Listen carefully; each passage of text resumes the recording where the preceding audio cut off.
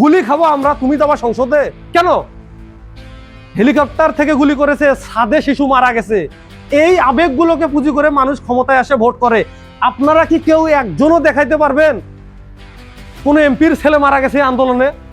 300 জন যে এমপি নির্বাচিত হলো, কোন এমপি ছেলে মরছে? সাধারণ মানুষের ছেলেপেলেরা রাস্তায় গিয়ে মারা গেছে, ক্ষমতায় গেছে এমপিরা। অথচ খবর নিয়ে দেখেন এই এমপির সন্তানেরা অস্ট্রেলিয়াতে গিয়ে লেখাপড়া করতেছে। কোন নেতা যদি মিছিলের ডাক দেয়, পোস্টার লাগানোর দায়িত্ব দেয়, বলবে তোর বেটা দিয়ে পোস্টার লাগাও। তোর বেটাটা বেটা, আমি বেটা নই, আমি কারো না কারো বেটা না, আমার বাপের স্বপ্ন আছে না, রাজনীতি করলে এই হবে সেই হবে, ঘোড়ার আন্ডা হবে। এমপির বেটা এমপি হয়, আপনার বেটা এমপি হবে, আপনি মনে করেন সম্ভব? আর একটা গুরুত্বপূর্ণ বিষয়, এটা বলার জন্যই মূলত আমি দাঁড়াইছি এবং যেখানেই যাচ্ছি এই কথাটা আমি বলতেছি। এই যে জুলাই আন্দোলন হলো না, মেসাকাট্টা হলো না, 2024 সালে গোলাগুলি হয়েছে না, 2000-এর মতো লোক মারা গেছে না, এই 2000 যে লোক মারা গেছে বা বৈষম্য বিরোধী আন্দোলনে যে ছাত্রগুলো মারা গেছে না পুলিশের গুলিতে, এর মধ্যে 133 জন শিশু শুধু মারা গেছে। এদের চেয়েও কম বয়সী শিশু, রাইট? প্রথম আলোর প্রতিবেদন অনুযায়ী 133 জন শুধুমাত্র শিশুই মারা গেছে। কিন্তু এই সরকার 11টা সংস্কার কমিশন করেছিল, যেখানে নারী সংস্কার কমিশন থেকে শুরু করে আরো 10টি কমিশন ছিল। কিন্তু আমরা কি কোথাও দেখেছি শিশুদের জন্য সংস্কার কমিশন হয়েছে? কোথাও স্যার? হয় নাই। এবং শেখ হাসিনা সরকার যে 17 বছর ক্ষমতায় ছিল, তার সরকারের আমলে কি শিশু বিষয়ক মন্ত্রণালয় হয়েছিল? শিশুদের জন্য আলাদা কোনো অধিদপ্তর হয়েছিল? শোনা গেছে কোথাও?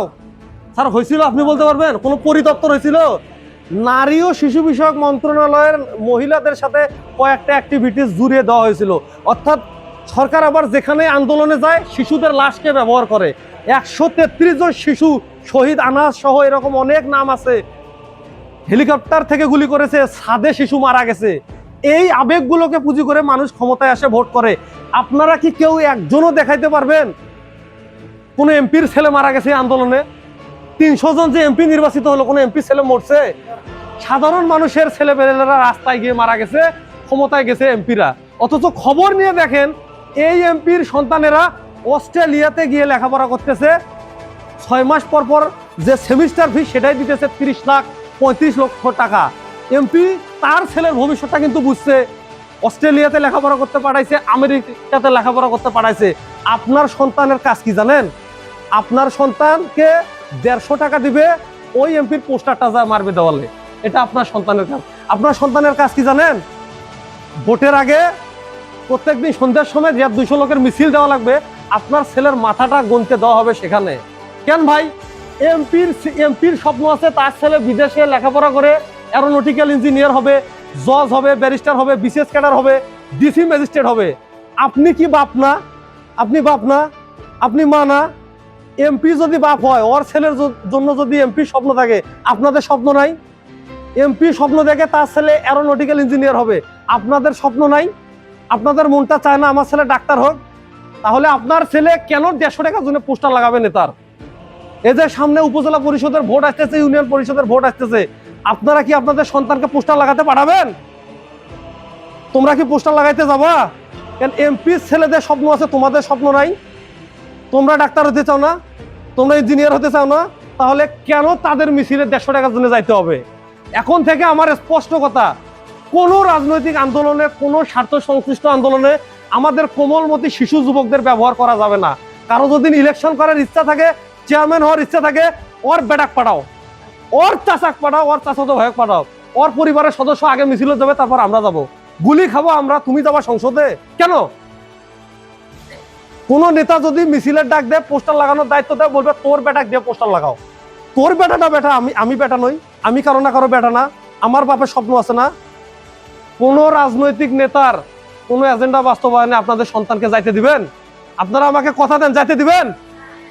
আপনার সন্তান যদি একবার ওই ব্রেন ওয়াশের মধ্যে যায় যে রাজনীতি করলে এই হবে সেই হবে, ঘোড়ার আন্ডা হবে, এমপির বেটা এমপি হয়, আপনার বেটা এমপি হবে, আপনি মনে করেন সম্ভব?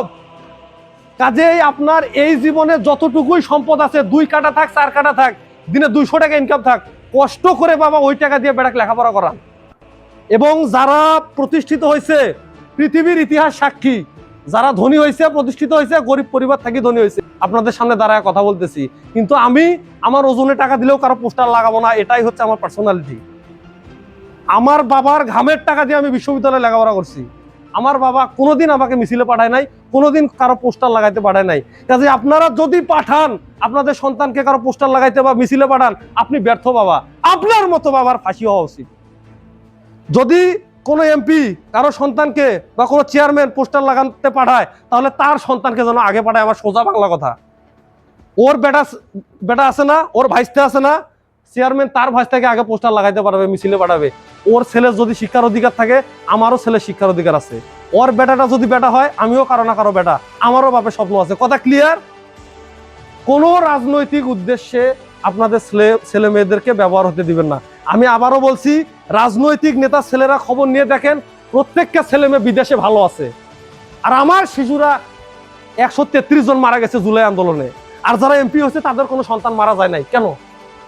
আমাদের কি ক্রস কাটিং মনে হয়? গোলালু যখনই দরকার পড়বে আমাদেরকে লেলিয়ে দিবেন। এই প্রতারণার শিকার আমরা আর হতে চাই না। আপনাদের যতটুকুই সম্পদ আছে ততটুকু দিয়ে আপনাদের সন্তানকে আপনারা মানুষ করেন।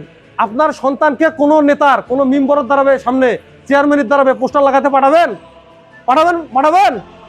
এটা করা যাবে না। কারণ যদি পাঠান, এই যে ছোট বয়সে পোস্টার লাগাতে মিছিলে পাঠাইছেন, এই ছোটবেলা থেকে চামচামি স্বভাব তৈরি হবে। আমার কাজ হলো সামনে থেকে নেতৃত্ব দেওয়া। এই যে কথা বলতেছি আপনারা সবাই, এটাকে প্রথম সারিতে থাকা বলে।